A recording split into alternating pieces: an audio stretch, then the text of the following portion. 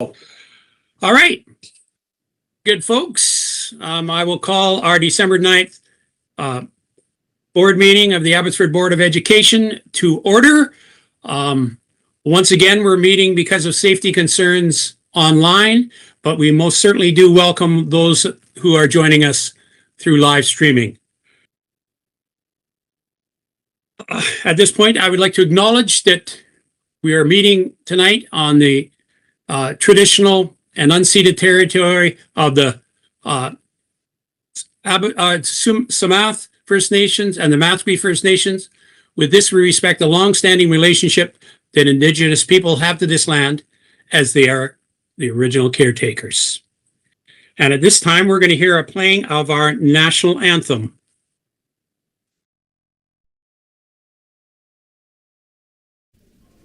O Canada, our home and maiden land, true patron love in all of us command. With glowing hearts we sing their rise, much true nor strong and free.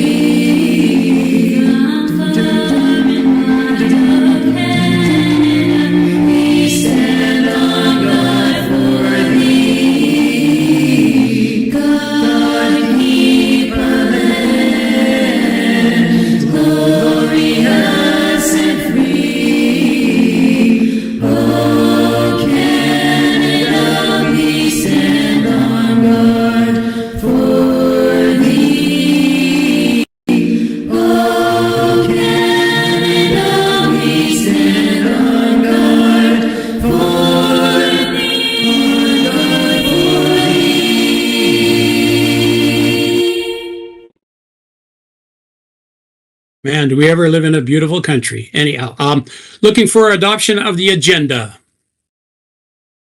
Thank you, Trustee Kandarajwan and Trustee Rai. I think I saw next. Chair? Yes. I actually had my hand up first. Oh, okay. No, I just had a minor amendment to the minute that will come up during the minutes. I apologize. Okay. Wrong spot. Thank you. Okay, so voting buttons are up. Thank you for that. And Chair, also, I wanted to just speak to that, to the motion. Speak to the motion to adopt the agenda. Okay, you may do so. Go ahead. Okay, yeah, just like I said last time, I won't be supporting the motion to move the agenda so long as we are meeting virtually and not in person. I am not aware of any credible threat to our safety, so I believe this is an overreaction. So that's why I will be voting against the motion. Thank you. Thank you. All right. Waiting for some more folks to vote. I'm not seeing voting buttons on my end. Not seeing.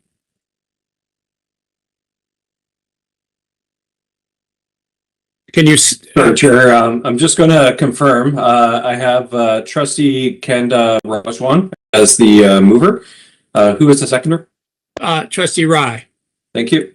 And you're calling the vote, so I will allow that for now. Thank you. All right. Looking for approval of some minutes of the annual organizational meeting on November 4th.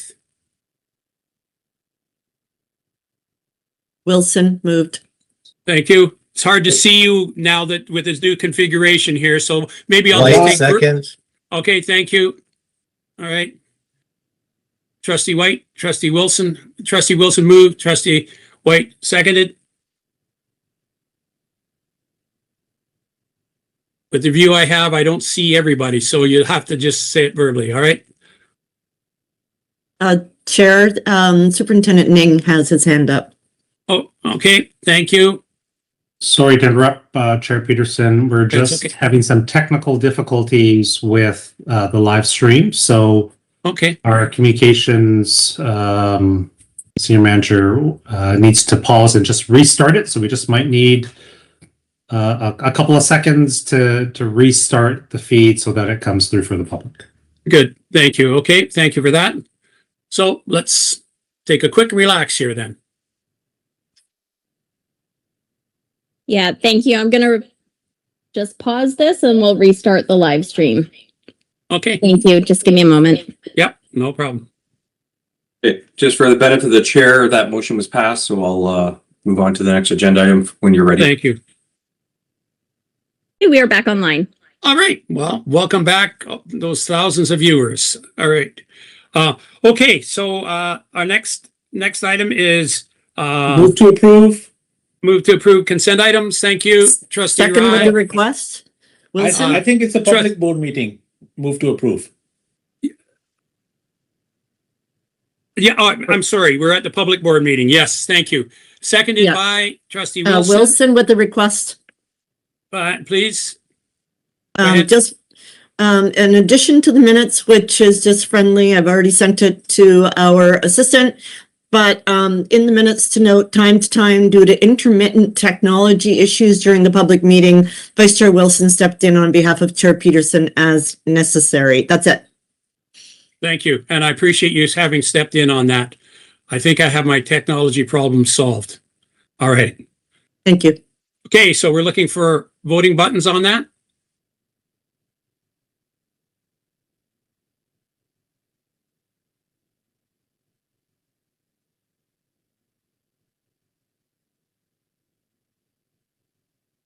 And Trustee Roach, Trustee, wow, there we go. Trustee Roach, you're up still. Yeah, I'm still not seeing voting buttons. I'm trying to sync the tech here, but I don't see them. You can Move to vote. receive. Yeah, vote affirmative for me if I Okay, didn't thank vote you for online. that. All right. Second consent. Yeah, all right. Wilson. Trustee Rye, Trustee Wilson. Just wanted to say move to receive and approve the consent items. Just Thank with a little comment that we are just receiving these consent items. Whatever's in there is not up for discussion. That's right. Exactly. Yes. Yes.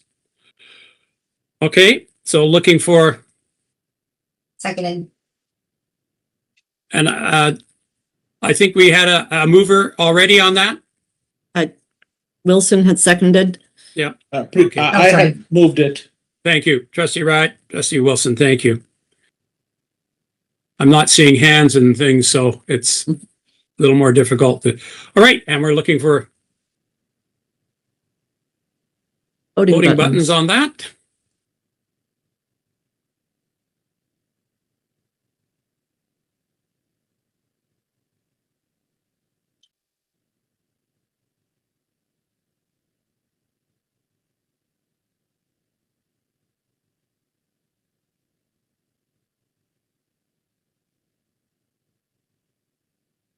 Okay, and with that, let's see, we're up to, do we go through approval of each of the minutes of these? Somebody remind me the protocol. No. No, we don't. They're All done. done. Chair, at this Okay. time, it would be delegations presentations. Okay, all right. Well, I have a statement here, and again, it's because he was so very well known and respected as an educator in our community. I suspect that many will already have heard this, but I share the sad news of the passing of a colleague and a respected educator, John Roberts. John was a dedicated educator and a long-serving principal who began his career with the district in 1974 at what is now Samath Elementary School. He later served as vice principal at McMillan, Centennial, and John McClure, and as principal at Dunac and John McClure Elementary Schools. He concluded his career as a middle school principal for 9 years at W.A. Fraser Middle School, and he in fact opened that as a middle school, and then Colleen and Gordie Howe Middle. Remember John for his devotion to education and the lasting impact. Oh my goodness, I just, for whatever reason, lost. Anyhow, we pass on behalf of the board condolences to John's family, to all the people who knew him, all the people who had the great privilege to work with him. He was a great educator. Okay, we're on to education agenda items. I'll turn it over to Superintendent Nang. Great. Thank you, Chair Peterson. It's my pleasure to introduce Michelle Garing, our Director of Instruction for Learning Support Services. Director Garing will provide an update to the board on progress towards the district's strategic plan related to student success, engaging opportunities, and a progressive workforce. And so with that, I'll turn it over to Michelle.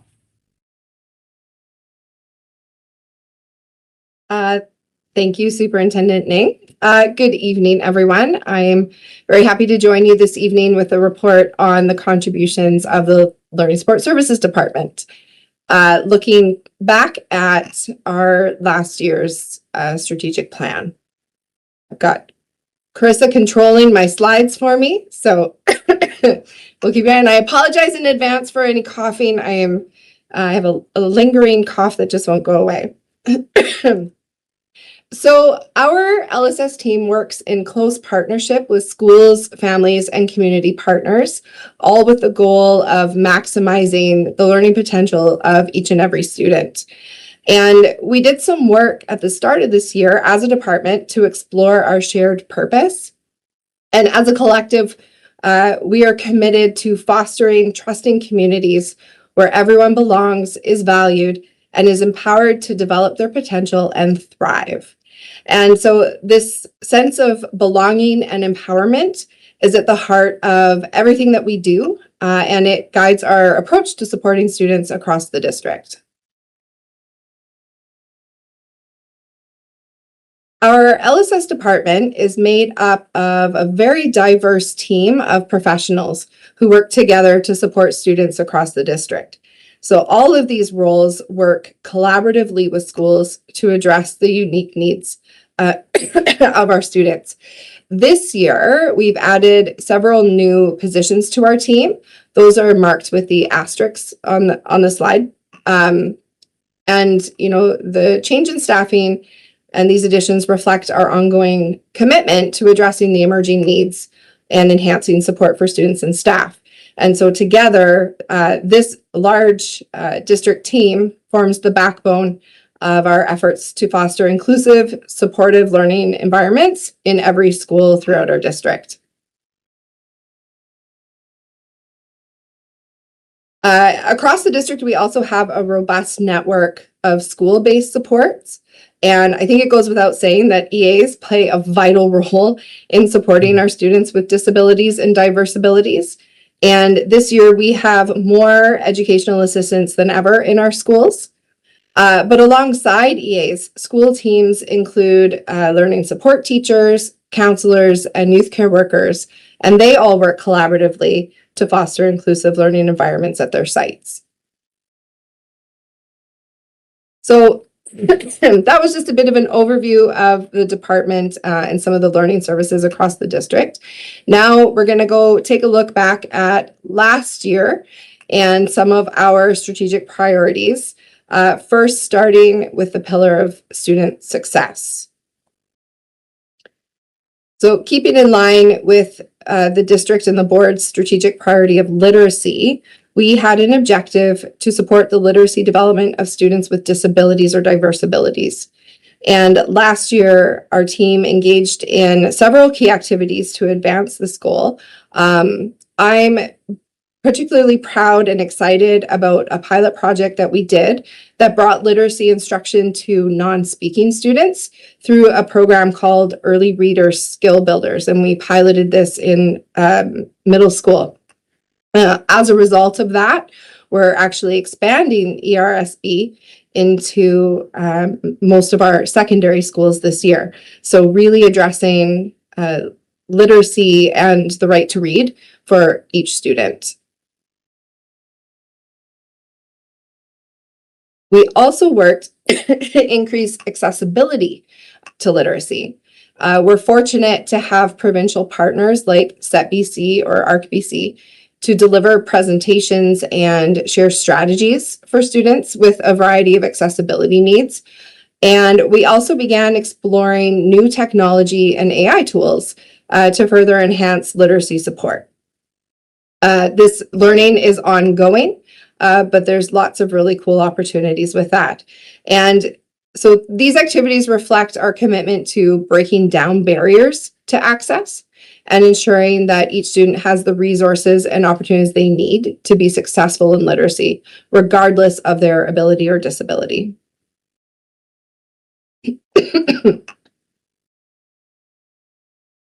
Our next objective was to increase capacity to implement evidence-based strategies that support mental health and wellness for students. Last year, we were able to train additional staff, youth care workers, to be Roots of Empathy facilitators. And we were able to bring Roots into 10 classrooms, which is super exciting. And if you don't know, Roots of Empathy is an evidence-based social emotional program that connects a class with a parent and their baby. And then students are coached to recognize and connect with that baby who visits their classroom over the course of the school year. And so through guided observation, the children learn how to label the baby's feelings and emotions, learn about different emotions and perspective taking, and they watch the baby grow and develop. And then they build connections and talk about healthy relationships. And all of this while gaining empathy skills that are beneficial in creating caring and peaceful societies, which is the goal of the Roots of Empathy program.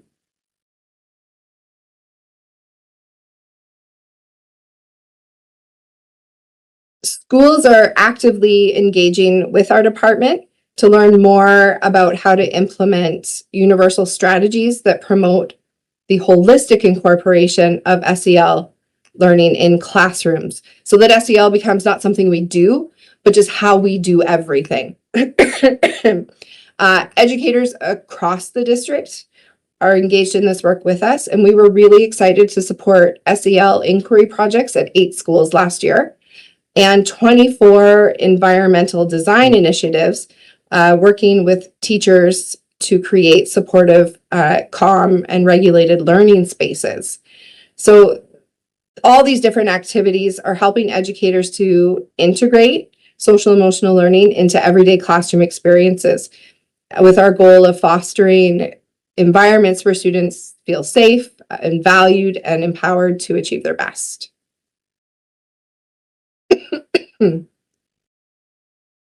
And we continue to work towards improving career training opportunities for students with disabilities or diverse abilities.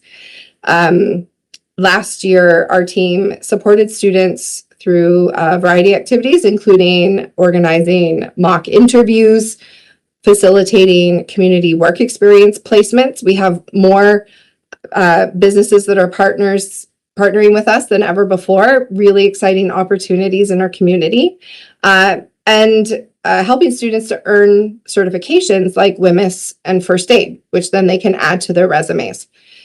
And we also help support the expansion of different school-based opportunities that help support the learning and growth when students maybe aren't able to go out on external work experience.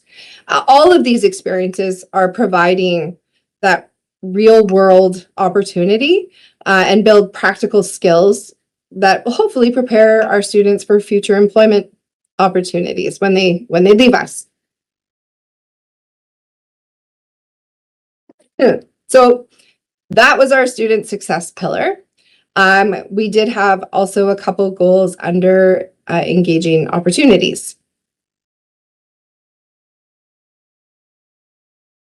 And so we really focused last year on having more opportunities for parents and community partners to come together and work with us. And so over the past year, various members of our department gave talks to parent advisory councils. They were being invited in. We held sessions for parents on different topics, for example, understanding and supporting youth with ADHD. and tried to create opportunities like drop-in sessions. And so our middle school clinicians offered up support during drop-in sessions to learn more about community resources that are available and for supporting youth with mental health concerns. All of these help connect our families, schools, and community resources so that parents can feel more supported. I'd like to highlight a couple of the incredible extracurricular opportunities that we were able to support for students with disabilities last year. So in particular, our summer camps that were co-sponsored and run by the Child Development Center were a huge success. And this is where students in wheelchairs come together. And one camp was like a dance camp for these students, and another was baking. And so really exciting for them, I think, and for the parents and those who were working with them as well. We also had deaf and hard of hearing students take part in a regional overnight camp. And so another really cool opportunity for them to build friendships and memories that will last a lifetime and to connect with peers that are like them. And so experiences like these, go beyond the classroom and empower our students and show that our learners can be part of something really exciting and meaningful. And then finally, we also had a goal under progressive workforce. And this is kind of an ongoing piece for our department. And as we focus on increasing the capacity of staff to understand and proactively plan for students with challenging behavior, it's important to recognize the growing complexity of needs that we're seeing across our schools. And, across Abbotsford, staff rise to meet these challenges every day. And we have incredibly dedicated people who are very adaptable and are really compassionate in their work with our students. And so addressing the complexity remains a priority for us. And last year, in order to do this, we engaged the services of a couple of board certified behavior analysts, so BCBAs, who have advanced training in addressing challenging behavior. And they provided some staff training on positive behavior interventions and supports. And we were able to bring them in to consult with schools on program design and implementation with some of our most challenging students. And as a result of this work, we also created our own district behavior specialist position to continue that much needed work to support schools with their complex needs.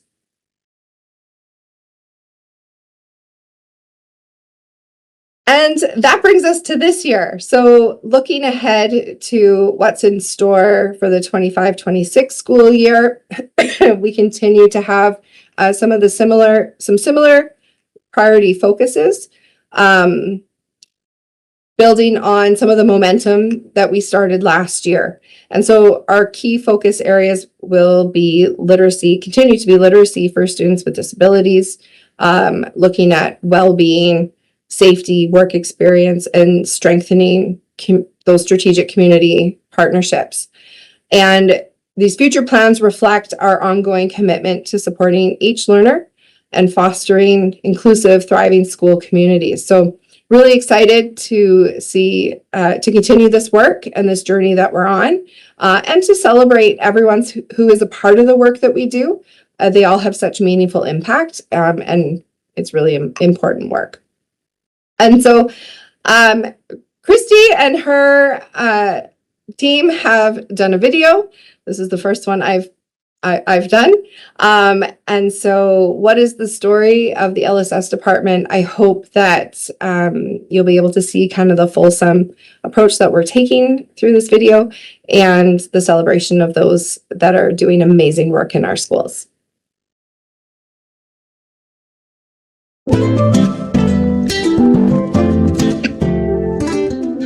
Hello, I'm Michelle Gehring, Director of Instruction for Learning Support Services in the Abbotsford School District. The Learning Support Services Department exists to foster inclusive communities where everyone belongs, is valued, and is empowered to develop their potential. Our team ensures students are supported in all the ways that shape their school experience. We work closely with schools, families, and community partners to help students build confidence, navigate challenges, and experience success in ways that are meaningful to them. Educational assistants and school-based learning support staff in every school play a central role in the day-to-day support of our students. Our district learning support services team includes a wide range of professionals, including specialists in inclusive education, behavior support, mental health, social emotional learning, speech and language pathology, hearing and vision supports, counseling, school psychology, youth care work, and work experience. Each of these amazing team members serve students across the district with care, skill, and dedication. One of our key focus areas has been literacy for students with disabilities and diverse learning needs. In partnership with the curriculum department, we strengthened reading instruction for students with complex needs, piloted new programs, and improved our understanding of student progress. At the same time, we work to make literacy instruction more accessible by providing specialized tools and technology to students with disabilities and other learning needs, as well as exploring new digital resources to help all learners. Student well-being and mental health have been a major focus of our work.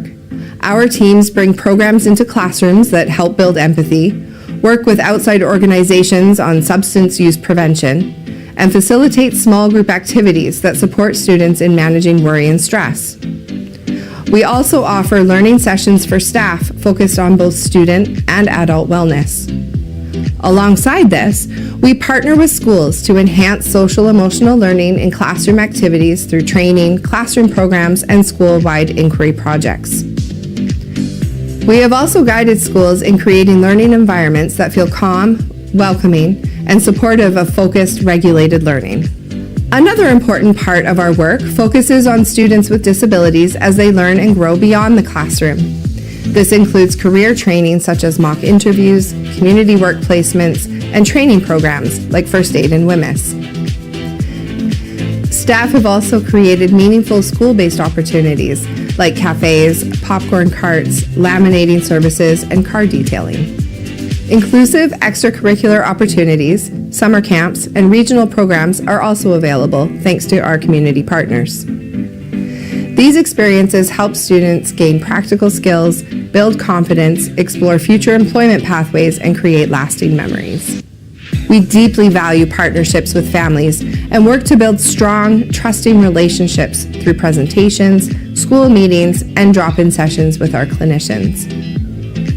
As the needs of our students become increasingly complex, we remain committed to creating safe and caring schools.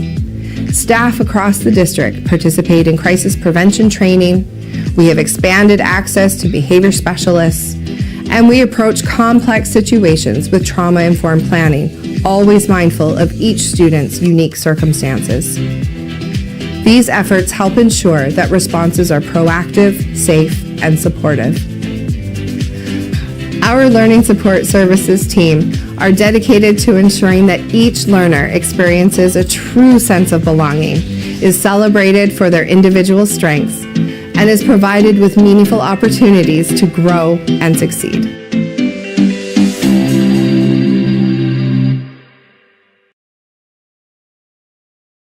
All right. And I wonder if you could, there we go. Great presentation.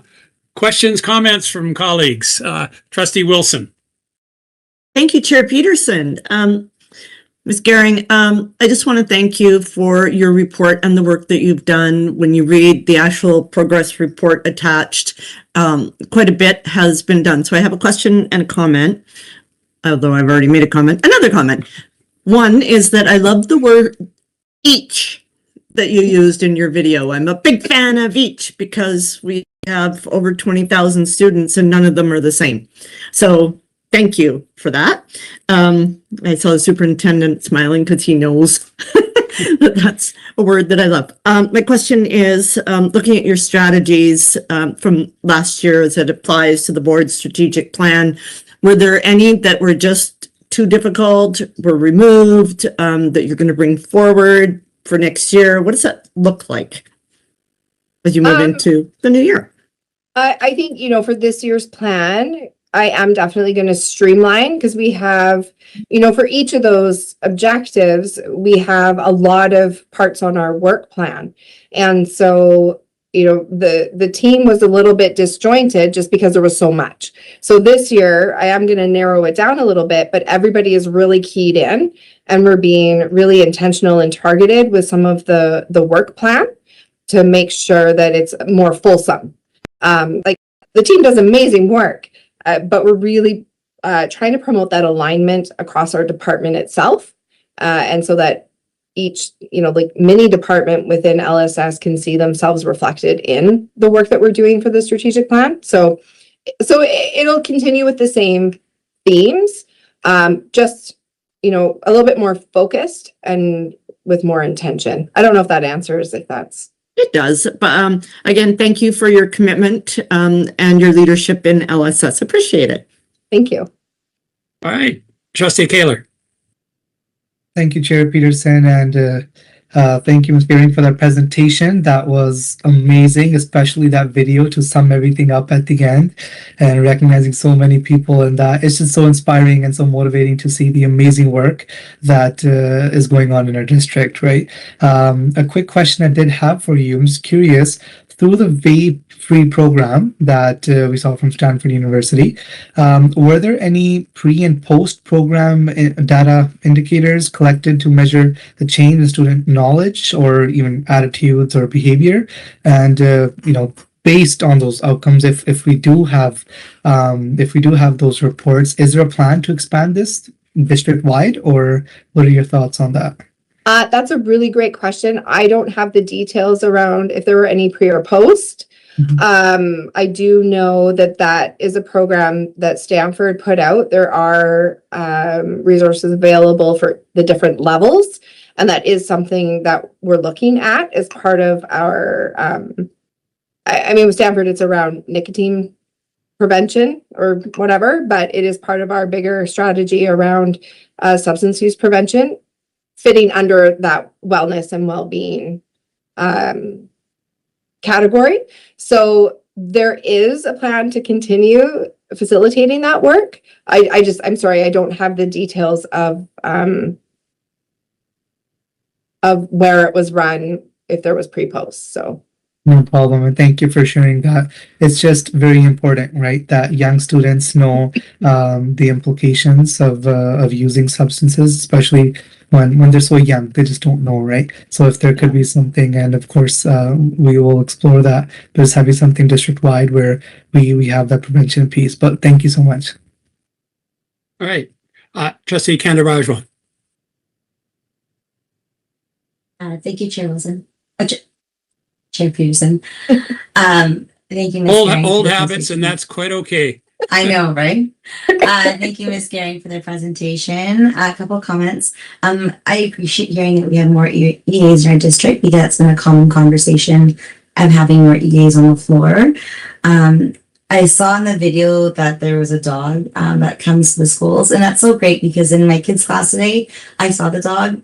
And it just creates such a calming environment. So I love seeing that. So a couple things I'm curious, like how does the dog get moved around between different schools? Like, is there a schedule, or like how does that work? Does it go to certain students? That's my first question. So the dog you saw, I believe it was one of the PADS dogs. So it has specific training. It stays with its owner, handler. Okay. I'm not sure what the right word is. Okay. So whatever school they're at, that dog stays there. Okay. We do work with St. John's Ambulance Pause for Reading, where they have dogs that they bring in. And I'm not sure how those schools are selected, but they do go into schools and then the kids get to go and read with the dog. And so that rotates around throughout. But I agree, there's so much power in them. Yeah. Okay, and I kind of an extension of what Trustee Kaler was saying there. I appreciate the strategies that we've had listed when it comes to the UNE Together Vape Free program. I'm definitely interested in learning more about that. My curiosity, once again, as always, is like, how can we extend that information to immigrant families? Like, because sometimes those families are not aware of when it comes to vaping or how young it happens or just the implications of it. Yeah, and we are working for particularly in middle, because we are seeing an increase in students having access and use at the middle school years, but also connecting with parents. And so there's been presentations at different PAC meetings or DPAC, and how do we get the message out to all of our families? That remains part of our considerations moving forward. Thank you. All right, that's great. Trustee Rupp. Yeah, thank you, Ms. Gehring. Great presentation. Yeah, short and sweet. I just wanted to say how thankful I am that you and the teachers are able to support our most vulnerable in such a strong way. Society is often measured by how it supports its most vulnerable. So thanks for that. And of course, with working with the parents of these children as well. Thank you. Trustee Rai. Thank you, Michelle. What a great presentation and what a nice video. And Trustee Kandarajwan stole some of my thunder about really good to see the increase in EA time.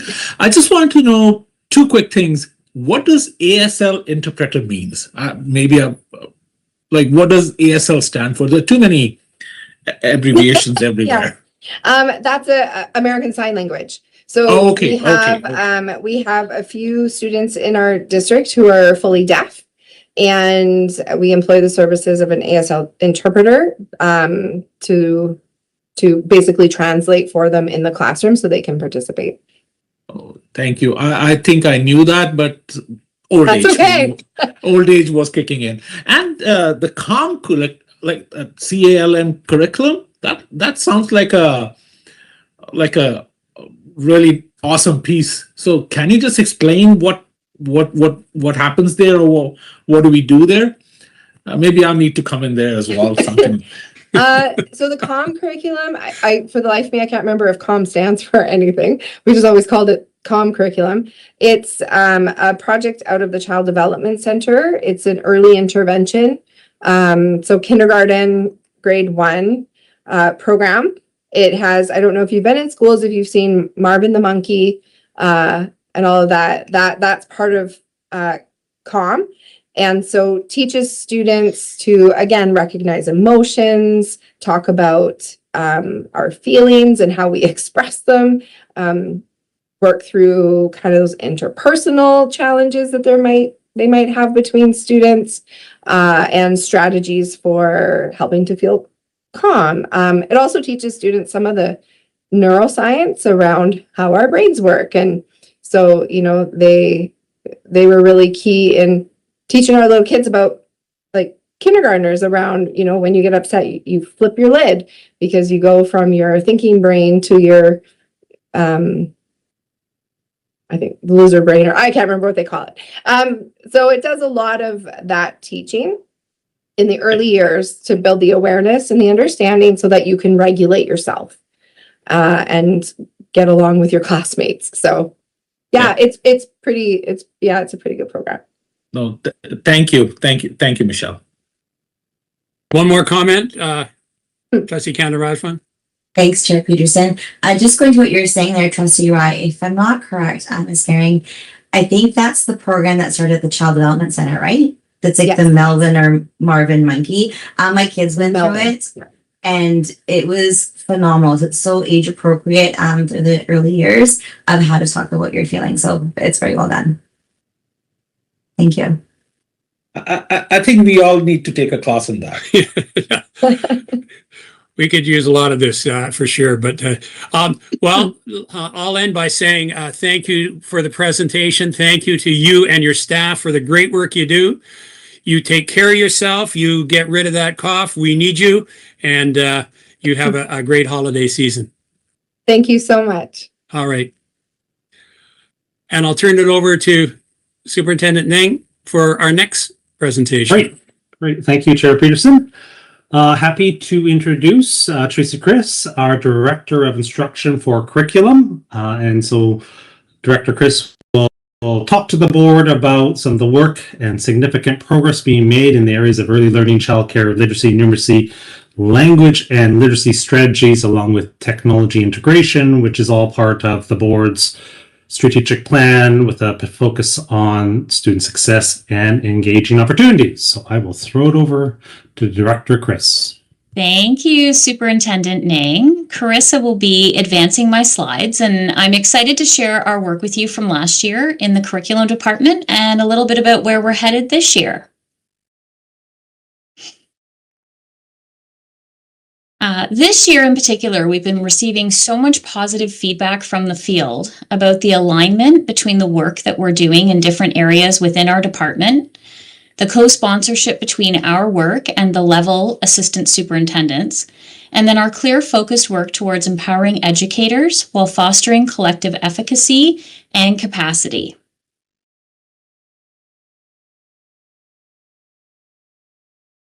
So we'll talk a little bit about last year, what we worked on.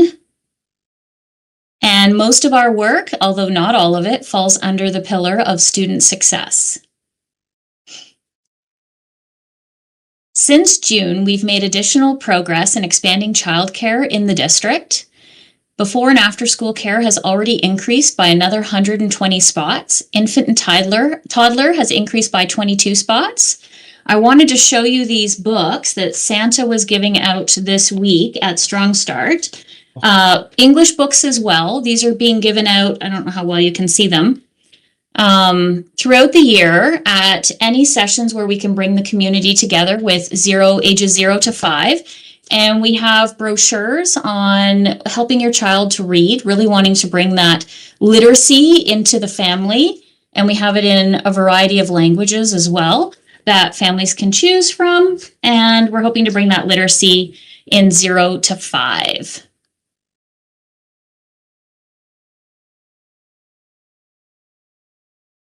So focusing on literacy, our work last year and this year continues to be on aligning our professional learning and instructional support to our literacy framework. Using this as the North Star when we're planning and diving into the components of the framework that include balanced literacy, writing, and oral language. As I've mentioned before, our screener, we selected Acadians, and we have trained all KN1 teachers across the district who will be administering this screener 2 or 3 times throughout this school year. Another focus has been on aligning our assessment practices to support data-driven instruction, which will allow our educators to be more precise in their practice and provide quality Tier 1 instruction for all students. These are graphs that you've seen before. So just to summarize, in literacy, we are trending downward in FSA and report card data for grades 4 and 7. We're holding steady with the grade 10 grad assessment and report card data. This is reflective of what is happening in neighboring districts as well as provincially, and literacy is definitely at the forefront of every educator's mind.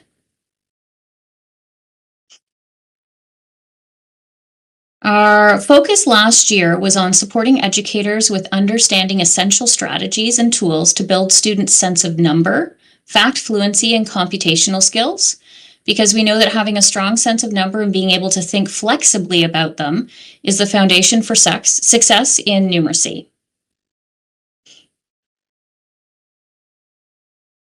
And these are our numeracy graphs, which you've also seen before. Although we see a slight decreasing trend in grade 4 and on report cards in grade 7, we're holding reasonably steady in numeracy performance, but that doesn't mean there isn't lots of room to improve. The discrepancy between the GNA and grade 10 report card marks also stands out, but we have received some good feedback from our recent district planning team meeting to help us in planning to move forward. A few of those nuggets, again, a little bit early, are increasing engagement and aligning in-class work to real-world scenarios. And a couple good examples were the daily cost and budgeting out a meal plan or menu plan for the week, and then how much groceries could cost or would cost. Planning someone's birthday party. And also another request was providing parents with more tools to help their children with numeracy at home.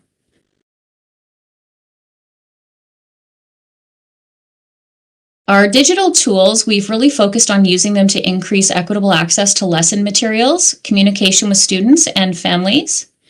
We've continued the great work with our community partners, and there was a civic field trip last spring that'll be repeated again and enhanced this year that was organized by Lynette and the ELL team, and it was featured last month in the BC Superintendent's Magazine for the province as well. Great things happening there.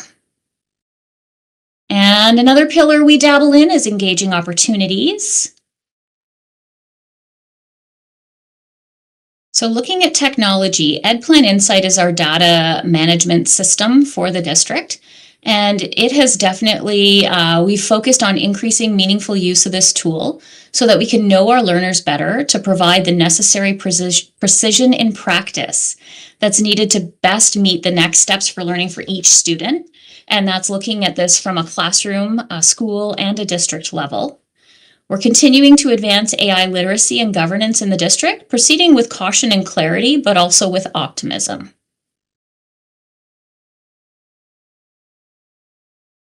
And progressive workforce is our final pillar.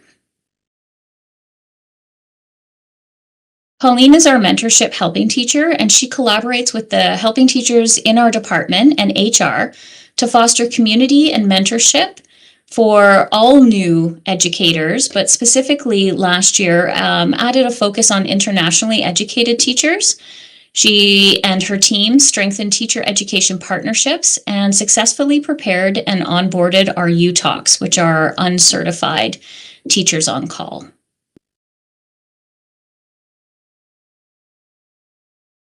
And this slide summarizes some of our strategic successes.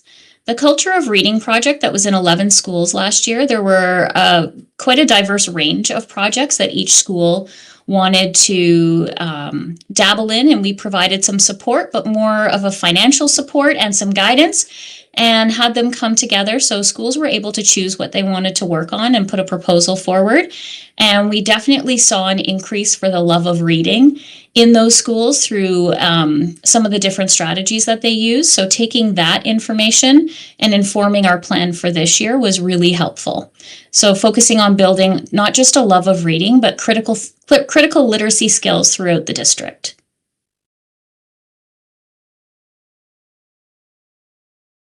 And looking ahead to this year.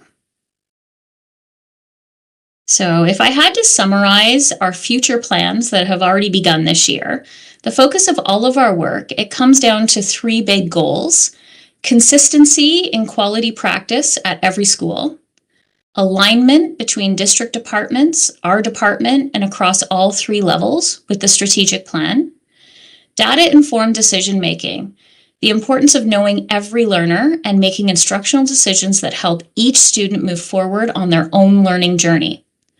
And underpinning all of this is the value of collaborative, job-embedded learning, because when we learn together, we grow together.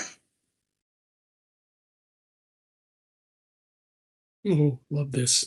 And faces. This Yes. is what I teased you with a little bit about last time, and I'm going to tell you a little bit about it now.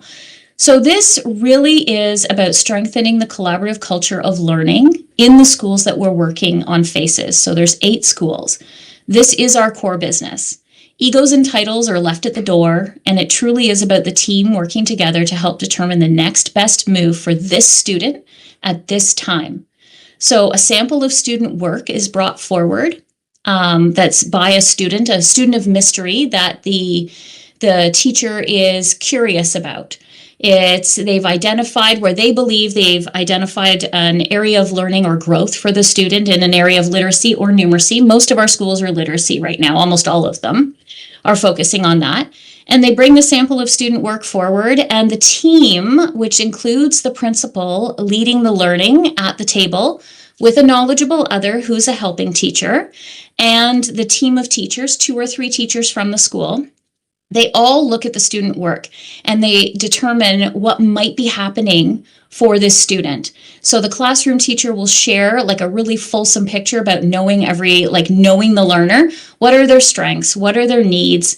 What's some background that we might need to know about, looking at attendance, looking at how long they've been in school, historical data on EdPlan, previous grades, successes or challenges. And then the teacher who is responsible for the student gets to make the decision in the end. This is what I'm going to work on for the next 6 weeks. But the team will make suggestions. So it's not about one person, even the helping teacher being the knowledgeable other, having all the answers. It's about the conversation and the collaborative learning of the team to move the learning forward for the student. So the teacher will decide, okay, I'm going to, in 6 weeks, I want this student to be able to do, and it's an incremental growth in an area that they've determined an area of need. In 6 weeks, I want to see this. The student will be able to. And then it's about what strategy will the teacher implement that may be new. It's often new or different or one they've forgotten about. What the teacher will do this one move differently over the next 6 weeks. And it's almost like an experiment to see, will this work? But it's done with evidence-based strategies. So we do expect it to work if we've diagnosed the issue correctly and we've selected a reasonable, excellent, evidence-based strategy, then we should see growth. So 3 weeks later, the teachers have some release time to work on developing their skills in the areas that they've decided to get better in. So whether that's having the helping teacher come in and co-teach or co-plan with them, the helping teacher cover a class, so the two teachers from the school might go together because maybe one of them is already using, for example, Words Their Way as a strategy and they can show the other teacher and model it for them. It's really about building that collaborative culture. And then 3 weeks later, so 6 weeks in total, they come back to the table and the teacher for this student, and this happens for each teacher gets to present a student, will bring another piece of work. And so you're going to look at the evidence. You're going to look at the pre, you're going to look at the post. What do you notice? What do you wonder? Was the student successful in meeting their goal? Yes. Have we solved all the problems for this student in literacy and they're proficient now? Yes. Not usually after 6 weeks, but let's say they are. Then we move that student off and the teacher will pick another student to focus on. And what happens though, the magic of it is the collaboration among the team, the embedding of evidence-based, effective tier 1 instruction strategies. And then as the teacher tends to use the strategy with this one student, what they find is it's pretty effective. And so over the 6 weeks, what we have heard almost every teacher come back and say is, you know what, it was working so well, I decided to do it with my whole class. Or it was working so well, I found these other students who were struggling in a similar way, and I've made a small group. And we meet every day for 20 minutes. And one of the things that I really appreciated hearing from my team, and I'll tell you about what we do, is that one of the teachers said that they love this process because they have such a targeted focus that they know exactly what they're supposed to be doing, they know how to measure it, and they know if it's working or not. And that really is that action research job embedded, which is going to move learning for every student. So then what happens is once a month or every 2 weeks, our team comes together, but about once a month, we sit around and we talk about what's happening on Faces on the Data at each of the schools. So there's different helping teachers assigned to support different schools. And so what we're learning from our lens is best practices, not just for instruction, but we're finding common areas of growth needed for students. Common things that teachers are finding are working really well to support student learning in literacy, different areas of literacy, and one site, numeracy. We're learning what works really well to support teachers. And we're also finding the value of having the principal as the lead learner at the table, and the degree to which the principal is involved and engaged is clearly being reflected on the success that the team is feeling. What I'm hoping to see at the end of the year is an improved performance for the grade for the Faces schools. That would tell me that this really worked And it really spread across, at least for the teachers who are participating. If I can see increased growth in the area they focused on throughout the year for most students in their class or some students in their class, then I'm going to know that this was a really valuable investment of our time. We now have time and resources. We now have other schools who are hearing the word FACES, and they're approaching us and saying, hey, I want to be a part of this too. So it is something I'm really excited about. It could take a couple years to see the level of growth and spread, but it is happening more organically, and each site is very different. So we're going to have we're going to be able to refine our process next year based on our conversations and what we notice and wonder when we're looking at each of the FACES schools. So I'll tell you one more thing, and then you get to watch my video. Don't compare me to Michelle. Hers was lovely. Mine's lovely too, but you know. And then I will take questions. So partnered with FACES, Dr. Lynn Sherritt is the author of FACES on the Data. It was originally written in 2012, which is when I read it. And I just knew I've done the work. I know it makes a difference for kids and it makes a difference for teachers. I've refined the process over years, and now district-wide, it's a different process, but it is based off her work. And she wrote that book with Michael Fullen. So then there's this book. This one she wrote with Fullen, and the forewords by John Hattie, and this is Clarity. So, and FACES was updated in 2022, and I'm also reading that one because it talks about post-pandemic, because there is a change and a shift, and it's really good. So Clarity is another book that Lynn and Michael Fullen and John Hattie wrote, and it's really easy. If we do these 14 things, then no matter what is happening, whatever noise is happening in your district or your world, students will be successful. 14 things, that's it. When I look at each one of those, it envelops everything that we know about teaching and learning and student success and well-being. So it's starting with, so we've partnered with Dr. Lynn Sherritt. It's her first time in British Columbia. She's worked all across Ontario. She's worked across some of the prairie provinces, and she's really big in Australia. But she came out for 2 days of learning the end of October because I sent her an email and I didn't agree with one of her principles anymore. I said, can I rephrase it back in the spring? And it was the book room one. And I think it still says book rooms of leveled books. And I said, that doesn't really reflect current, like we don't want just leveled books in there. We want other things. And so I said, can I revise it? Can I call it something else for a superintendent's meeting? And I was surprised when she responded. And I started fangirling because it's been like 2012. I have really believed in this woman's work and followed it. Anyways, we started talking, and then she Zoomed with me, and she Zoomed in with my team in June because I thought, she's been around a long time. I love her, but is she going to resonate with others who don't feel the same way necessarily that I do and don't know her yet? And she Zoomed in with our curriculum team, and it was the end of June. They were tired. Their celebration was in the afternoon, and they were set on fire by her presentation. And I'm like, okay, we need to get you out in Abbotsford. So we've committed to a partnership with her over the next 2 to 3 years. Excuse me. And so we met with her this morning. We had follow-up. She was here in October. And so we have those 8 schools. Those principals are invited to come, as well as district principals and members of the LSS department, the Indigenous department, and other school principals who showed an interest in the summer. So I have a total of about 12 principals who came. Pete Nuge was there both of the days. He would pop in, and they really liked that.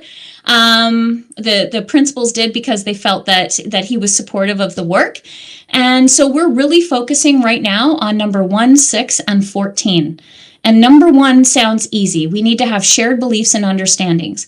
We need to believe that all students can achieve to high standards given the right time and supports.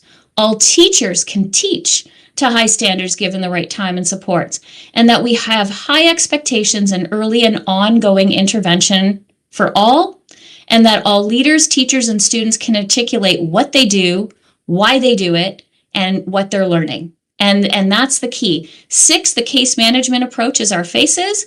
And 14, Lynn said that there were 13 parameters, and Michael Fullen insisted on 14. And that's the shared responsibility and accountability. And that's just that we are all responsible for all the faces in the district. So although in our meetings, for example, we're talking about this one learner at this moment in time and what they need, it's not just that teacher's responsibility. It's a collective responsibility. And as, you know, as a district leader, I am collectively responsible for all students in this district, not just some. And so really shifting our mindset, instead of thinking about these kids only, thinking about them, individualizing, personalizing, but also thinking about collective responsibility for all. And that was a lot. Carissa, I'm ready. So my video next. Because then I want to hear your questions. So now you get to see my video. This is my first video, hopefully my last if Christy's not listening, and it should carry me through till I retire. So enjoy.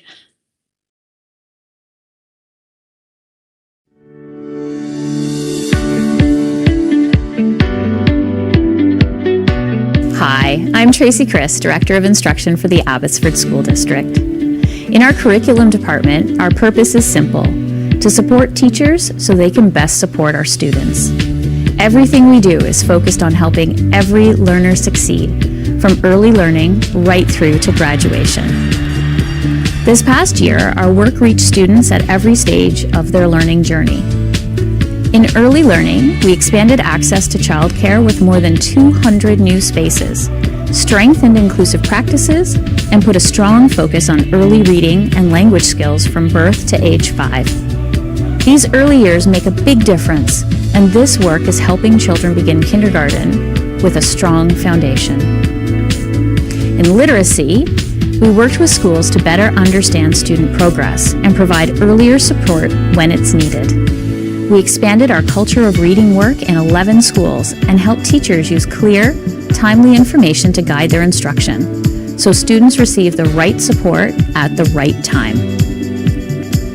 In numeracy, we focused on building strong number sense and working confidently with numbers through professional learning, classroom residencies, new diagnostic tools, and the development of our district's numeracy framework.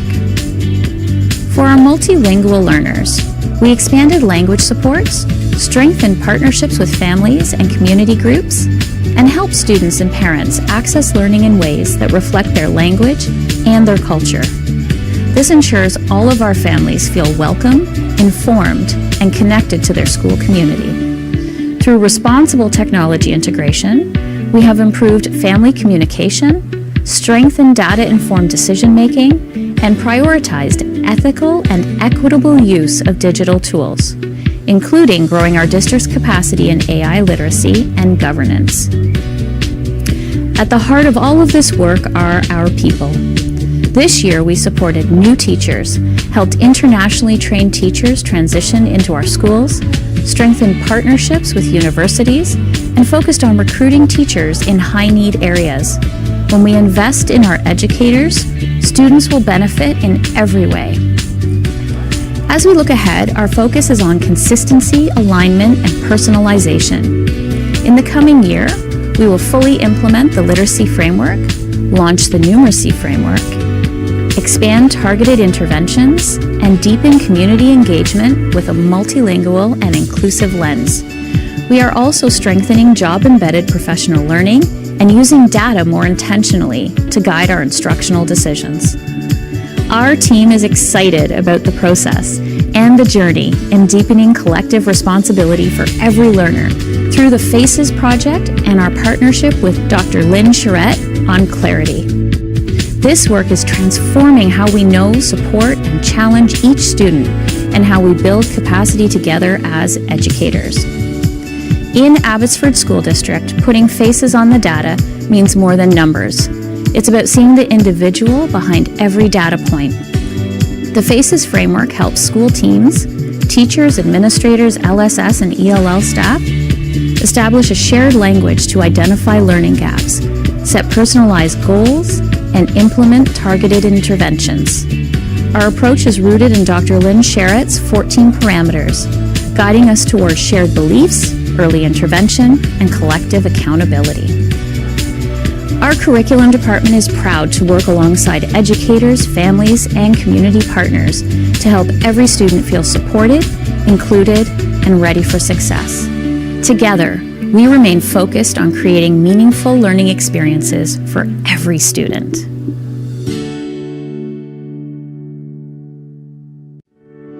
And now I'll take your questions, I think. I'm already looking forward to your next video. Thanks, Stan. Okay, Trustee White. Thank you, Chair Peterson. Ms. Chris, that was just absolutely amazing. I was personally blown away by that. I don't think I've heard the words data-driven, evidence-based so many times in a presentation. And I certainly don't feel like I was hearing that as often many years ago. So I'm really happy to see what you're doing with that doctor's work. Sorry, I don't remember her name, but I can see why you're excited about it. And just say to my fellow trustees, let's do that across the whole district on every subject, on everything we do. I love how you're basically experimenting with kids. Hey, let's try this one thing. Like, you're doing A/B testing on kids. You are sciencing the heck out of learning. And I know many of my colleagues will share my excitement on that. I've been championing a lot of this kind of stuff for years, but I'm not an educator. To see it happening is just amazing. I'm just very impressed. Thank you very much, Ms. Chris. Thank you so much. Thank you. Great comments, Trustee White. Trustee Wilson. Thank you, Chair Peterson. Ms. Chris, when you first talked about this, to me anyways, in the spring, you were like, your exuberance was like so over the top, and that you're able to take this and put it into play. You are lucky. I am. I was pleased to hear North Star and talk about individuals, but yet it's a team piece. And I really appreciate that. And like the chair, I also look forward to your next video. But same question as I had from Ms. Gehring about were there any of your, it's not the strategies, but the rest of it, objectives that you sort of set aside because they weren't going to be possible, didn't work, and what are your plans for those going ahead as it relates to the board's strategic plan? So last year, when I came into the role, I had 25 objectives. There is no way you can effectively do 25 different things strategically, even if they fit with the strategic plan. You can't do them well and you can't do them with precision. So not only have what we've done is we've aligned the work. So part of the work last year was seeing where our helping teachers, because we have ELL, we have digital learning, we have literacy, we have numeracy, we have mentorship, and languages, but it was about seeing where their work intersected and what were some of the things that were common and how we were supporting schools so we could streamline what we're doing into 8 or 9 objectives. I think we gave in at 9. I think I wanted 8. So we've aligned our work within our department. And so we're really being strategic and picky about what we're working on this year and how we're measuring it. That was something that was different at the beginning of setting our strategic or our operational plan for this year. We put in our measures for success. How will we know this is working? And the conversation now is, okay, so if it's not working, what are we going to change it to? So it's really about being strategic, being aligned, but also coming up with those measurable outcomes along the way and changing if we need to. Like if I have to say, you know what, this isn't working and it was my idea, then my ego's at the door and this is not working. The evidence is showing it's not. We need to shift. So yeah, that's kind of the biggest difference this year. I appreciate that. Thank you, Ms. Chris. All right. Trustee Kandarajwan. There she is. Thank you, Chair Peterson. Hi, Ms. Chris. Hi, Ruby. Great presentation. And we go back a long way for like many years. I used to be the principal at my school. So to see where we are today is pretty neat and how literacy is changing and the teachers are doing great innovative ways to create opportunity for children to learn. So I have a couple questions. So I'm sorry if I got this wrong, but am I correct to say that this program for FACES is for students who need support, but doesn't mean that they have a disability or diagnosis, right? Is that correct? Not necessarily. They don't necessarily need support. It usually it would be a regular evidence-based classroom practice that should move them forward. So it's a student who is maybe at a developing level or a level 2, not necessarily a student who's emerging, although you could. It would just take longer to see the growth if you choose the right strategy. But it's more for that. It would be more about the students who would be on the bubble, that if you just did the right thing at the right time, they could become proficient and confident learners. So it's more about that. I appreciate that, because sometimes when I volunteer in the schools and we're doing the reading books, there's some students that they're on the bubble. They need that extra support. So this is a great way to do that. So I'm curious then, like, how would the child be selected for a part of the FACES plan once it's implemented? Would it be dependent on short-term or long-term goals? And would you think we would need to hire additional staff to offer that time for release time, as you mentioned, for staff to do that work? I'm just curious. Yes and no. So it's the teacher's choice. It's somebody they're curious about. It's not necessarily a student who is struggling the most in the class. It's somebody who they may be struggling to support, and they want like kind of a team intervention or idea to go and try for 6 weeks and come back and measure its effectiveness. Where we're spending the money, the big money is to release the teachers to have these job embedded, because that's part of the key for this, is that the learning is job embedded. It's not outside of the school environment after school in a workshop where I stand and deliver and I tell you these 10 things are going to be awesome if you just do them. It's about you coming up with a need, the team giving you some suggestions. The teacher owns the choice of which strategy they're going to implement, so they're confident giving it a go. And it is about giving it a go. Give it a go, come back in 6 weeks, let's see if it made a difference.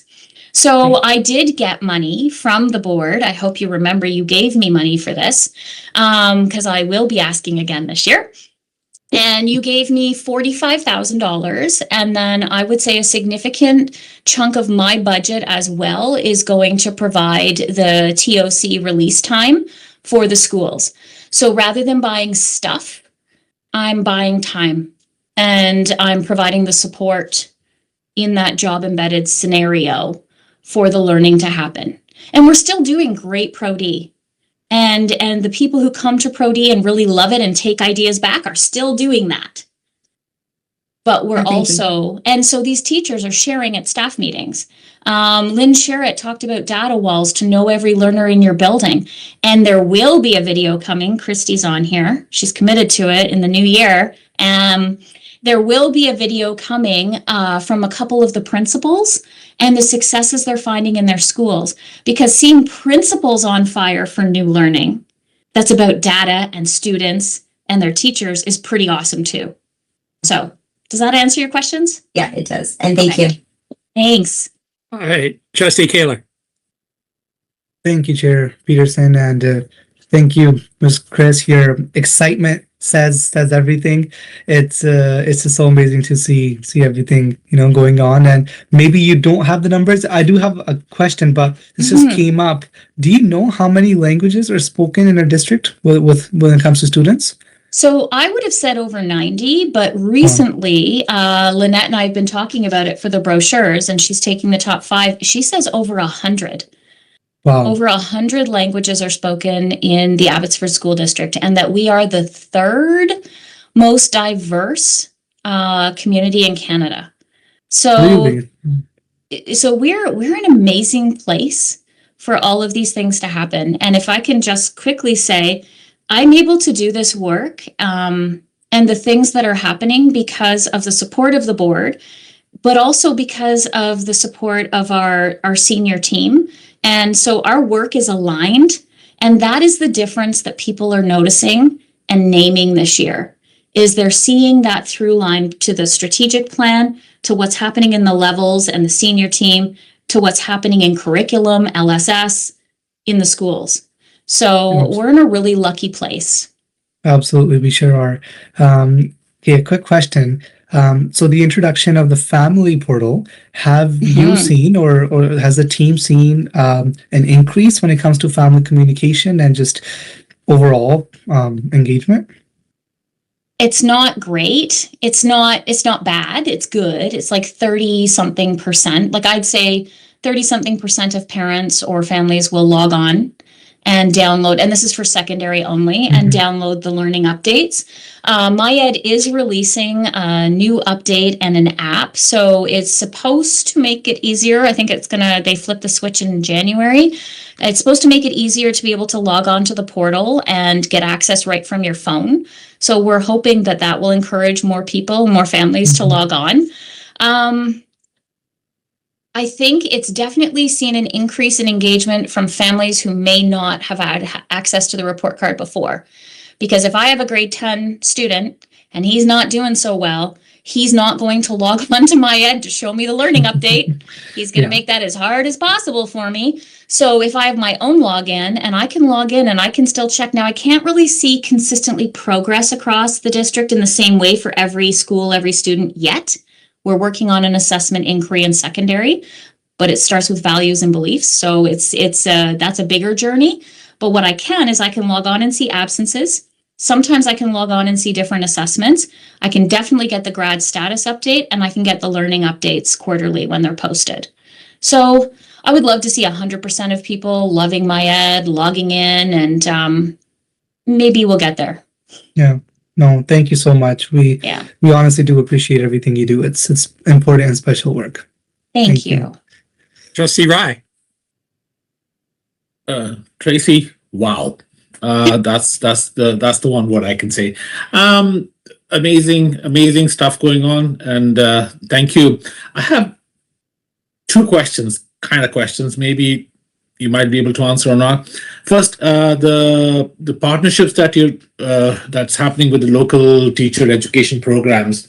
Can you speak a little bit more about it? Because with this shortage of teachers and all the kind of stuff, I think anytime you have these partnerships, we just take them all. So can you speak a little bit more about it? And the second question is about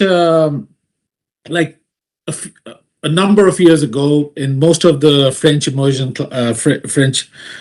like Chief Dan, there were two classes each in grade 6, grade 7, grade 8, and we had to bring them down to one classes each because of not having enough French teachers. And I see in here that 6 French teachers were hired this year.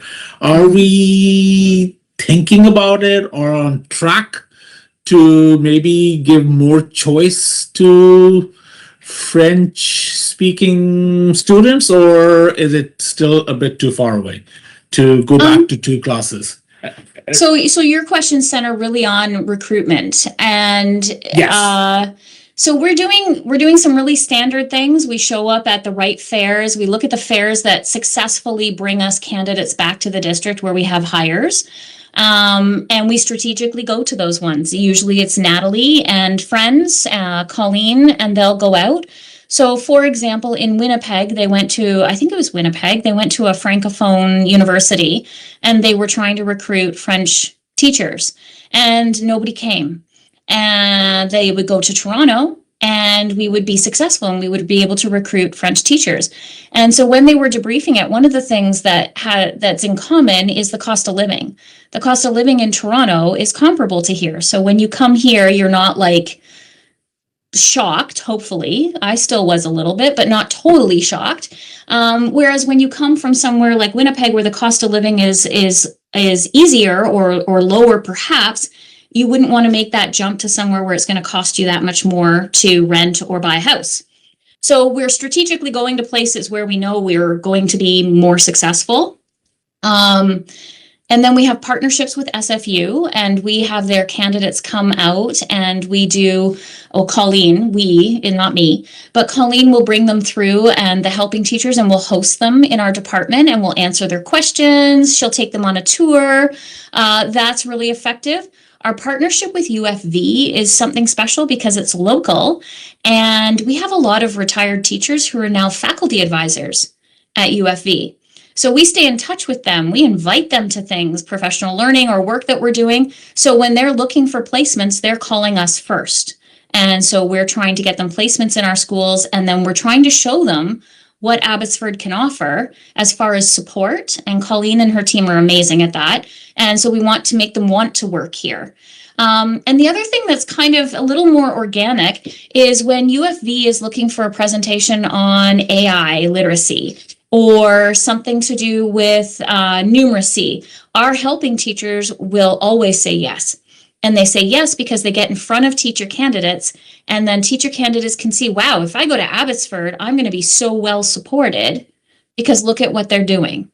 So that's kind of how we're moving with that. French teachers, it's still a choice program. We have seen an overall decline in attendance at the French information nights last year specifically. So we're curious to see how that plays out when the programs open up for registration, because if we're not sure that the appetite is still there the same way it was, or maybe it was just an odd year. My kids both went through French immersion. When we came here, my son chose not to continue and my daughter did, and super proud of that double dogwood. So it's a great program, and we definitely want to keep it alive. We'll have to see where our interest is at. Probably late January, we should have a good idea. Thank you. Thank you, Tracy. And kudos to you and to your staff. Thank you for doing such an amazing I'll tell job. them. Thank you. Thanks. Trustee Roach. Yeah, Tracy, great presentation. You gave us a sneak peek during Ed committee last week, and you were enthusiastic then, and you're enthusiastic again. And I think you can tell by all the questions that the trustees are asking how enthusiastic we are about your work. Yeah, it's so great. You know, our focus is on literacy and numeracy these days, and especially with the younger demographic of kids. That's where the big differences can be made. So thank you for that. I love the FACES program. The collaborative nature of it is super. I don't have a lot of questions for you. I just wanted to say how amazed I am, you know, and that you should just keep doing that. I hope this sets an example of like a concept that we can expand, as Trustee White said, into other areas of the curriculum. It's practical, it's not theoretical, and perhaps that next step is also then the engagement with the parents and trying to, when you talked about French here just now, I sort of gives me a bit of concern when you don't see the turnout, and I think part of it is just busy parents, and it's up to us to reach out to parents and show them what we have available for their kids. Absolutely. Thank you. Thank you so much. Thanks. Well, I'm going to finish by saying I'm not sure I've ever seen my colleagues so excited about something, all of us so excited about something. And probably, I think Trustee White probably showed the most excitement and kind of shared how we all feel about this. That's awesome. A huge thank you to you and your team for the great work you're doing, and keep it going. Thank you so much. I can hardly wait till your next report. Okay, thank you. All right. I appreciate your time. Take care. All the best. All right. Next up is, where are we? We are on Board Authority authorized courses, or in this case, course. And I'm sure Superintendent Eng, this is in your bailiwick, correct? It is. Thank you, Chair Peterson. So I would bring a recommendation to the board around a course that has been reviewed. It's a BAA Event Planning and Leadership 11 course. So there's information there for you in the staff report around our process for bringing a board authority authorized course to you.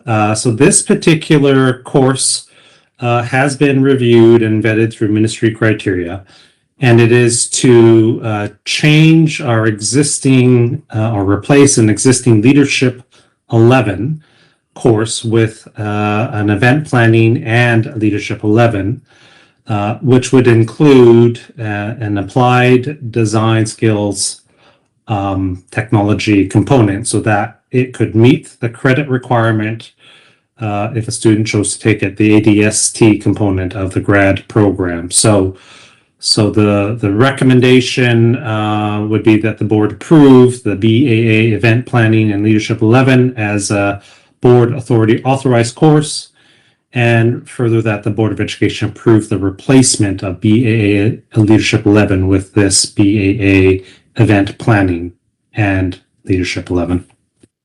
Move Okay, with a so- comment. All right, thank you. Trustee Seconded. Wilson, seconded. Trustee Roach. All right, comment? Thank you. Yeah, my Yeah. comment is just, while I was reading through, first of all, I'm really impressed. I am an event specialist by trade. So seeing this come into the leadership realm in our high schools, totally exciting. And I'm not surprised by the authors, I have to say that. Kudos to them. But also, one of the goals that I just wanted to highlight that is not included in here, but I think is really important to recognize is that of budgeting. Budgeting in the original report isn't highlighted, but it's hard to, or maybe it was a document itself. I wrote it down, so I know it somewhere. But the reality is you can't put on an event without a budget, and being able to figure out the budget and getting the sponsorships if they are required, which often happens in our leadership events, is also really important. And so I'm really excited for the students that get to follow through with this, that come from behind, and none of this was offered when I was in high school, not even recently anywhere else. These usually come because they aren't offered in any schools. That even as a post-secondary course, fund development and events and those kinds of things were not an option until the last few years. So kudos to the authors, and thanks for bringing this forward. Happy to support. All right, Trustee Roach. Yeah, thank you. I'm curious to know on the ADST component, which other courses might fulfill that requirement, and whether this is sort of complementary to those courses or replacing any of them. Just curiosity on that. Yeah, I'd have to follow up, Trustee Rauch, with other options that exist that would fulfill that ADST requirement as part of the grad program. So I'm certainly happy to bring that back. And I know part of it was to ensure this has been historically, I'll say, the Leadership 11 course, a popular and important course. And the authors felt that by adding the event planning, it just gave it a little bit more meaning for students as it led to graduation. But I'm happy to bring back the other options that are available for the ADST component of the grad program. Great, thank you. Okay, seeing no other comments, this is an action item. So, I'm sorry, Trustee Kaler. That's okay. Thank you, Chair Peterson. I raised my hand a little later. Sorry, missed you. Thank you, Superintendent Ning, for bringing this forward alongside with your team, with someone with a background in event planning. It's exciting to see this come into play. It's important and teaches a lot. And just a comment. I was very excited to see this. Thank you. All right, great. So our voting buttons are up. Looks like it's that time.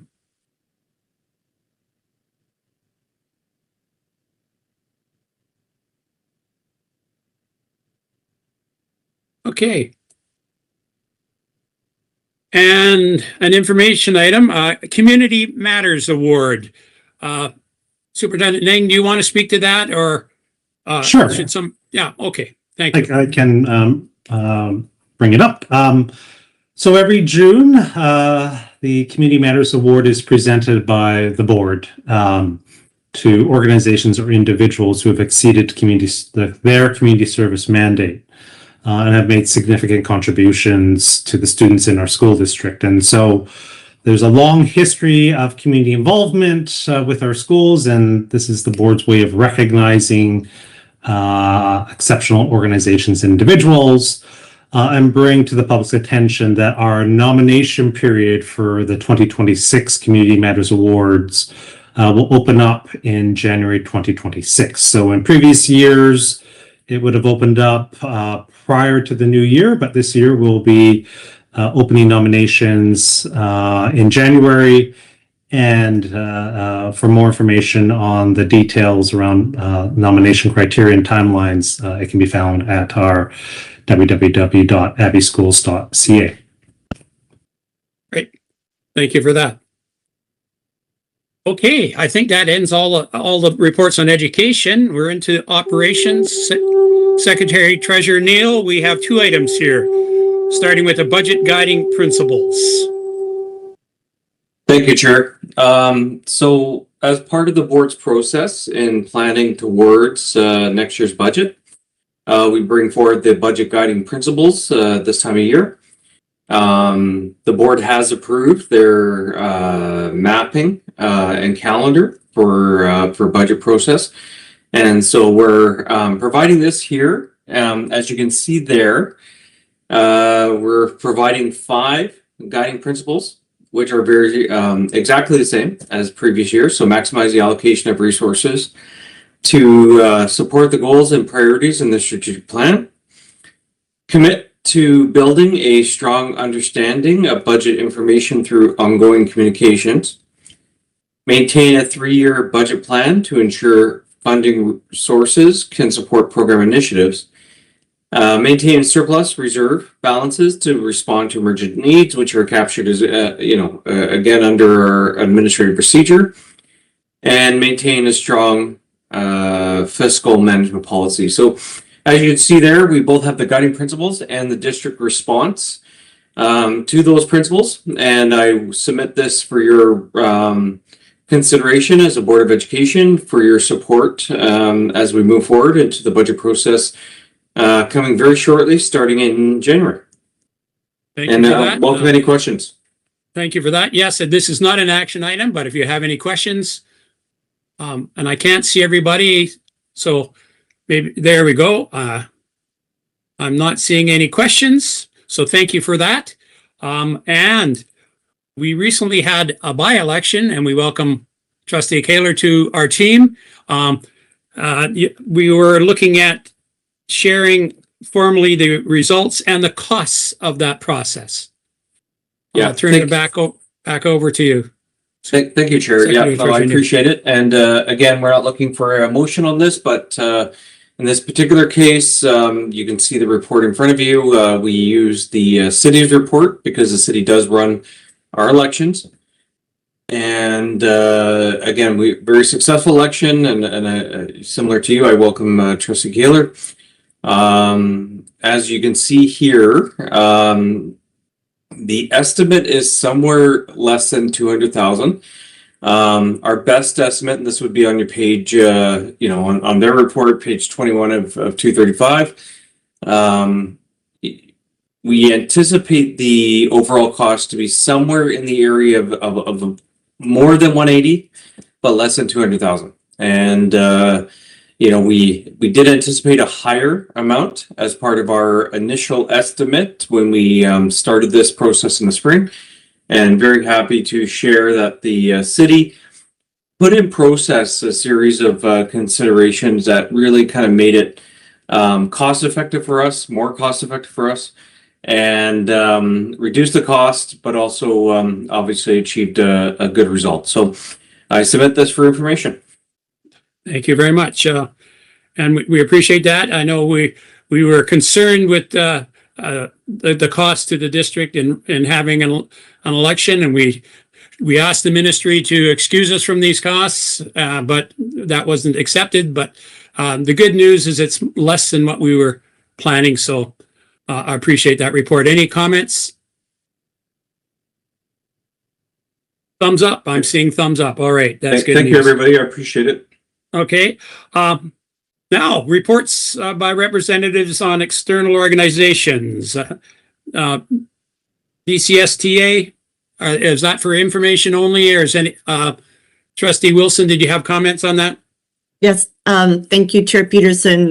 This is just specifically to state that we had two updates for the board. One is that we did have a branch meeting November 29th and at BCSCA, and have elected a president. So Margaret Reed from Chilliwack, and accordingly, following that, we have now booked a meeting for the branch to be held in Abbotsford on January 19th. Subsequent to previous requests regarding sharing the cost of a sponsorship of the Fraser Valley Diversity Awards. Conversations have been had, requests have been made, and through the superintendent, we are reaching out to other districts / boards, depending on their decision-making process, for them to share the cost. And once we know who, then, and I believe there will be 3 others joining us potentially, that would reduce the cost of the sponsorship, but then it would also add presenters to the evening as well. And for our part, it would change. It's not sponsored by the Abbotsford Board of Education.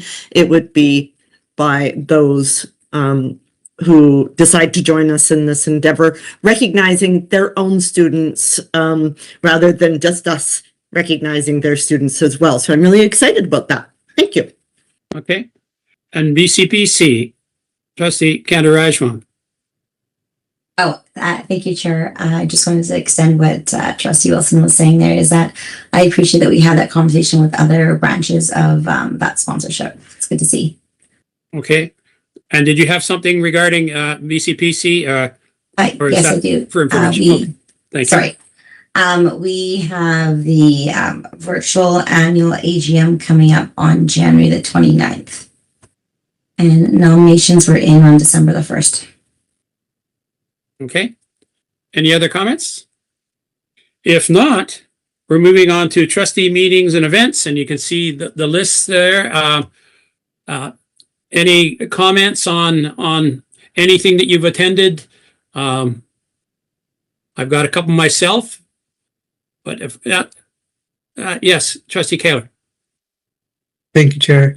I was very honored and excited to, for the first time, if I'm not wrong, first time ever, lay wreath on behalf of the Abbotsford School District and Board of Education on Remembrance Day at Thunderbird Square. That was a great moment, and I also attended, I believe, 9 out of 12 items listed here. So the Archway Community Builders Awards, Chamber of Commerce, and I won't list them all, but it's just so exciting to get out there and meet so many people and share all of the positive impacts we're making on the district and students.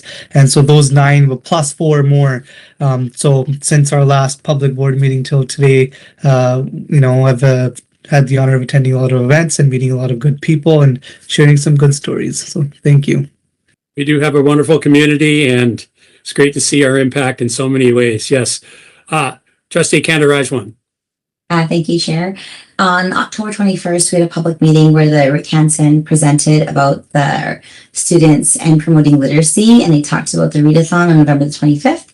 So I attended that day at Rick Hansen, and it was so great to see all these students.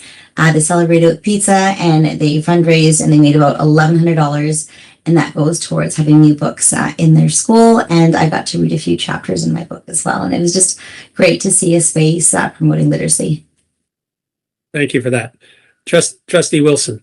Yeah, thank you. I don't want to burst Trustee Kaler's bubble, but you're not the first, but you are the first since COVID. And we have not been invited back to lay a wreath, and it's through advocacy of previous chairs that we were able to bring that about. And we're really, really excited about that, at least 3 previous chairs. So it was really nice. And thank you for doing that on our behalf. It's really important. I also just wanted to mention the district planning team meeting that Ms. Chris referenced in her report. The district planning team meetings have been really important in connecting with our youth who are receiving what we were providing through our strategic plan and through all the other areas that we provide education to our students, whether they're mandated, strategic plan, or whatever the case may be. Sometimes just a personalized learning opportunity that proves to be fruitful for that student. What I have been particularly impressed with for the last two is because we have an ongoing focus that hasn't shifted for at least 2 decades around literacy and numeracy, is having students take a look at the literacy and numeracy results. And their insight was actually quite profound. And both of these were quite possibly two of the best district planning team meetings that I've been to in terms of the student feedback. And I just wanted to express appreciation to the superintendent and his leadership team for this work. Thank you. Thank you. Trustee Roche. Yeah, thank you. I attended the Chamber of Commerce Business Excellence Awards, and it always reminds me when we see businesses in Abbotsford and all the good things happening there that we really should be focusing as much as possible on connecting industry and local businesses with our schools. And we've talked about this a lot in the past. So I just thought it's worth mentioning again. It also came up during, as Trustee Wilson said, our district planning team meeting, the idea of relevance when it comes to the literacy and numeracy tests. You know, kids were saying they want to see relevance of the school program with what happens out in the real world. So yeah, it'd be great. Like maybe we can put that on our radar to talk about more. I know we do a lot of that already, but the more of that, the better. It'll inspire kids to keep learning and get a great job when they get out of school. Thank you for that. Well, I'll finish then by saying I had the great pleasure of attending the Toys for Tots event. That's a tongue twister for me, at the Clarion on November 23rd. Not only was it great to see the number of donations, but our very own teacher, Joel Nothwell, who is the music teacher at Abbey Middle, had a collection of students from different middle schools, and they and two singers, and they sang and they presented Christmas carols in kind of a rock band version of that. And wow, what amazing music that was. So congratulations to that group and to teacher Joel Nothwell for that. I also, along with Superintendent Ning, attended the 4A final of the football season, in which our Mowat team was involved. Wow, what a game. I mean, we were 2 yards from probably winning the whole darn thing late in the game. But it was a tremendous game, and huge thank you to the coaches for the great work they've put in with these great athletes and athletes. Well done. I know there's disappointment, but boy, you sure entertained us all year long, and that final was awesome. And just an announcement of a future event, and it started even in fact tonight.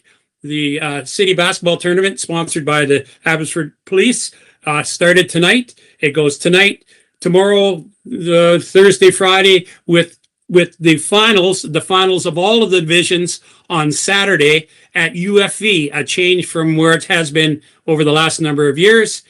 And what do you know? In the second to last game at senior girls game, we will have an honorary jump ball, and our very own superintendent will be doing that. So if you haven't had a chance you can walk into almost any of the gyms that are being used and see great basketball. It's all online. I won't tell you where all this is, but you can find it online. And thank you for all the good people who are coaching our teams and working with our students. 61 teams, I believe, over 900 athletes are involved over this period of time. Okay, with that, I guess I'll ask at this time if there were any online questions for us. Do we have an answer to that? None. No online questions. All right.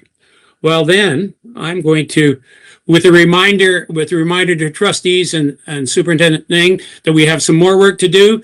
Are we okay with 5 minutes before we get back online to complete that work? Merry Christmas. And given that this is the last board meeting of the 2026, to our students, our parents, to our teachers, support staff, everyone in our amazing school community, On behalf of the board, I wish you the very merriest of Christmas and great happiness and great learning in the new year.